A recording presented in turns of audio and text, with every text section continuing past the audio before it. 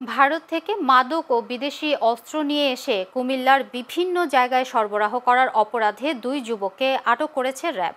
আটককৃতরা হলেন কুমিল্লা সদর উপজেলার ভাটেকেশ্বর গ্রামের জসিমের ছেলে রিয়াদ হোসেন, একই গ্রামের মৃত মঞ্জিল মিয়ার ছেলে মামুন মিয়া।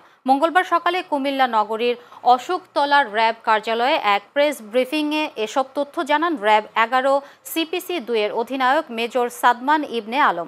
তিনি জানান, সোমবার রাতে ভাটকেশ্বর গ্রামে অভিযান চালিয়ে এই দুই যুবককে একটি বিদেশি পিস্তল ও ৩ রাউন্ড গুলি, একটি ম্যাগাজিন, বিপুল পরিমাণ মাদক সহ আটক করা হয়। অস্ত্র ও মাদক আইনে রিয়াদের বিরুদ্ধে 18টি ও মামুনের বিরুদ্ধে 5টি মামলা রয়েছে। আমি আপনাদেরকে মূলত ডেকেছি আমাদের 13 তারিখ দিবাগত